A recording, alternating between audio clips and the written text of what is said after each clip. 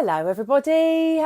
Sorry that I've been a little bit AWOL over the last few days. Things have been a little bit busy, but I just wanted to jump on and do a quick live because I've been thinking this week about a couple of my clients who have been absolutely fabulously brave over the last few weeks, and they've had me thinking about their journey.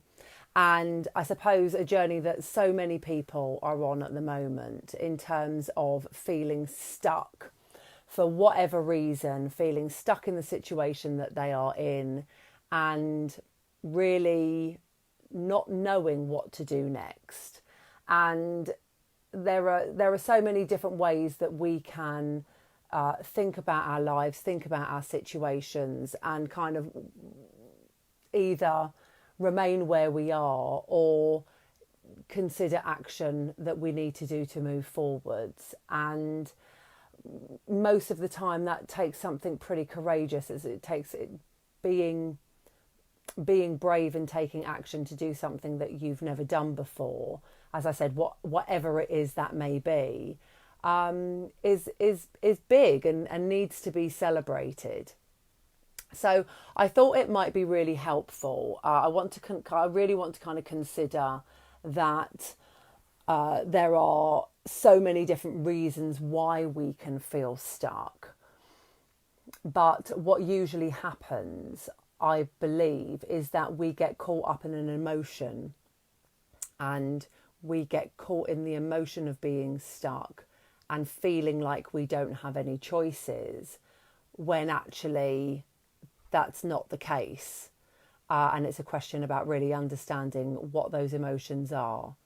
So we can think about this in terms of relationships. I mean, obviously, having been locked down and everybody being stuck together for such a long time, I'm sure you either relate or can imagine that families have been under a lot of pressure. My workload has definitely increased. And I think now it's starting to ease up. Things are really starting to change, and I think people are starting to think really differently about their situation now and really consider their options.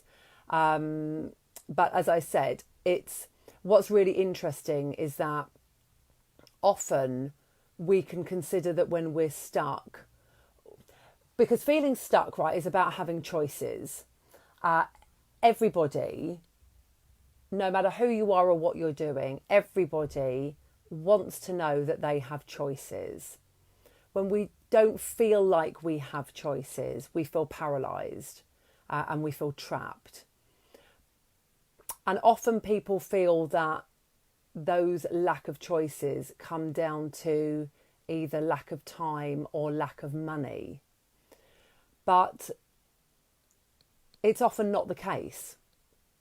More often than not, feeling like you don't have choices is actually a personal choice, if you like. It's a personal belief. It's a mindset.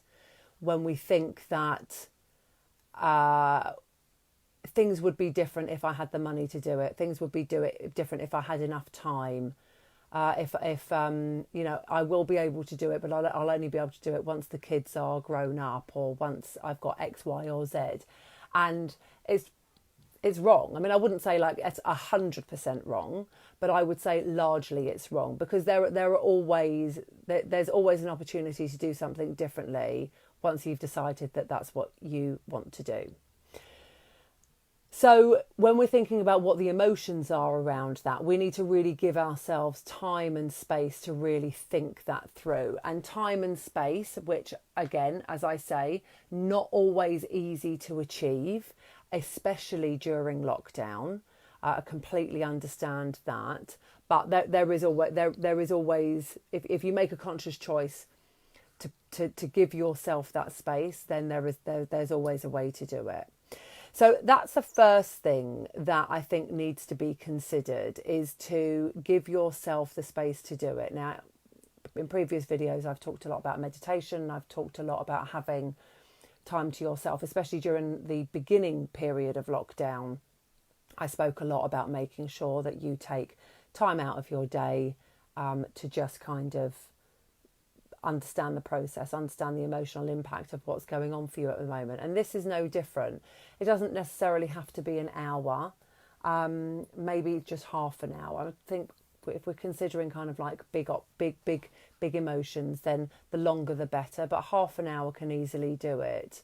And that might just be going, I mean, it could be like being in your bedroom and meditating, or finding somewhere quiet to go and meditate, or it could just be going for a walk and finding a bench to sit on and just sitting and just being by yourself for an hour.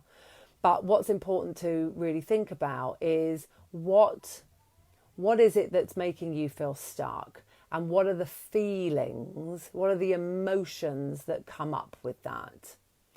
Because very often these are stories that we tell ourselves. They're stories that we tell ourselves about how we need to be behaving, how we need to be responding, what we need to be doing, what we need to be feeling. Very much kind of like how we should be. And that what we think we should be doing and what we should actually be doing aren't always the same thing. So if we're going to be considering taking brave action to do something differently, that will usually bring up a lot of fear, because doing something that is outside of our comfort zone can be quite frightening or very overwhelming. I mean, obviously, overwhelm and fear are fairly similar emotions, but can be very different. But it's about really understanding what is that emotion that kind of that holds you stuck in place. Once you understand what that emotion is, then you can start to consider where it came from. And we, as I said, we tell ourselves stories, but we also hear stories. We hear stories that we've grown up with. We hear stories that have just been around, maybe words, phrases that have been used in our family. It could be an experience of an ex-partner, or it could just be how you feel about yourself. But I mean, it is usually rooted somewhere. This is why I say you need to give yourself the space to really kind of think this through, because understanding these stories, and they're kind of like they're very often untruths. They come from a place where it's a narrative. We've never really questioned it or challenged it, because that's the story, how it's always been. But that doesn't mean that it's always right. I mean, families are absolutely brilliant for this, and this is something which I learned in the early part of my social work experience, but comes up all the time in my therapeutic work, which is understanding the stories that have always been and that you've never really considered challenging. It's not ever been something that you would. So like I could keep it really simple. Like I've got a client at the moment who was always called the lazy one. She was always the lazy child, and this lady is like so incredible that to even think that anybody could at any point ever call her lazy is just absolutely ridiculous. And she's not lazy, and she knows she's not lazy, but it's the story that she holds. And so she keeps doing everything, chasing, like a hamster wheel, because she's worried that if she ever sits still, she'll be called lazy.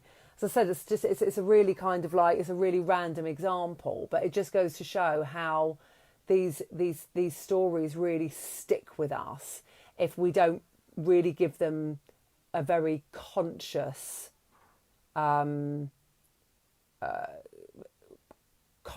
decide to not necessarily abandon them, but acknowledge them and then shine the light on them for being just a story, like with no real substance to it anymore. Like maybe she was a lazy kid, but like who cares? She's like a grown woman now, so it doesn't make any difference.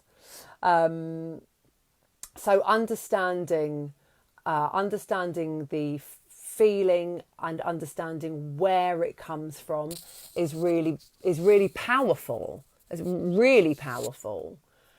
Because once you understand that, then you can start to make adjustments to it. You know, getting yourself unstuck and taking brave action isn't an overnight thing. It's not like you just wake up one morning and decide that you're going to change your career, or you decide that you're going to go and live in a different country, or you're going to separate from your partner and, you know, do whatever it is that you want to do as a single person. I mean, it's not about that. It's about acknowledging the fear that holds you. That's absolutely the most important part. So we've got a process there. We've got time by yourself to consider what you're feeling stuck about. So you need to be able to name what you're stuck about. You need to be able to consider the emotions that are there. And then once you've got the emotions, you need to be able to consider where those emotions come from. Whose emotions are they? Who's telling the story about what holds you stuck in your place? And it might be, and this happens quite a lot, is that we think that it's one thing, but actually it's something else. This is where uncovering and giving yourself the space and the time to really sit with it. And I talk a lot about being able to sit with uncomfortable feelings, because I think as a society, we can at times, we're very much brought up to not sit with difficult emotions. We're often told to stop crying. We're often told to pull ourselves together, sort yourself out. We find sitting with other people's emotions sometimes quite difficult, quite challenging, and actually it doesn't do anything for yourself or anyone else around you if you're not able to actually sit in the discomfort of a horrible feeling. Understanding anxiety is about being able to actually understand the anxiety and sit with the anxiety. Whenever I've done grief work with people before, I've suffered from my own grief, it's about, you know, it's so easy to want to push that feeling away. And I really understand that. That's something I feel quite strongly about, because I'm very good at kind of pushing that feeling away when it comes up. But actually the most powerful times are when you can sit with it and kind of really just acknowledge it and feel it. So it doesn't matter whether it's sadness, whether it's anxiety, whether it's grief, whether it's past trauma. You know, the power in ourselves, the power of change comes from being able to acknowledge the pain and sit with it. And sometimes it might feel like it's one thing, but then it's actually something else. So it might feel like it's anger, but it's actually sadness. Or it might feel like it's fear, but it's actually overwhelm. Very important for the next part, which is the planning. Because once you've given all of that a voice and once you've acknowledged all of that, you're then able to start planning for how you want it to be different. And then it starts to get a bit exciting, because then once you've broken down the barriers that are keeping you where you are, and as I said, that nothing needs to happen overnight. It's not like you suddenly, because fear can be about, fear's a fabulous one, because we can fear things changing and we can fear things never changing. So we might not want to be stuck where we are, but actually the thought of doing things differently is terrifying. So you get kind of like stuck. You get stuck. You're paralyzed by the fear. But nothing has to happen overnight. And so you can plan for something in a few years' time. You can have a 2-year plan. You can have a 5-year plan, or you can have a 6-month plan. Like it's you're in control of it. That's the whole point. It's the whole point of having choices, is that you get to choose. It's brilliant, because actually once you give yourself the power and you give yourself the choice, absolutely nothing is insurmountable. There's absolutely nothing at that point then that you can't do. You just have to be kind to yourself and allow yourself to do it. And there are various different stages to that. And it might be that within the planning stage, you need to educate yourself in some way or another. Not necessarily academically, but either vocationally or just finding out about what your options are on a certain matter. Once you start educating yourself and finding out all of your options, then all of a sudden the choices then suddenly start opening up massively. I will start following pages on Facebook if I'm interested in something and I want to start kind of making it more my norm. If it feels out of my norm, then I'll just start following pages on Facebook and doing some investigating on it and searching for it on the internet. And so I start to then kind of like really familiarise myself with it so it doesn't feel so overwhelming. And then you just create your plan however you want it to. But the starting point has to be acknowledging it, and you can only acknowledge it when you give yourself the space and the time to do it. So the first thing that I ask you to do over and above anything else is carve out some time for yourself regularly, like ideally a minimum of half an hour a day, where you can either meditate or you can go for a walk. There's great walking meditation tracks on YouTube, or you can just sit in a calm place at the end of your garden or in the park or wherever it is you want to be, and just sit and really contemplate your thoughts and contemplate the stories you're telling yourself and your own self-limiting beliefs. And then the world is your oyster. Okay? Drop me any questions if anything's come up for you that you would like to know more about, and I will catch up with you guys again probably tomorrow. Okay, bye bye.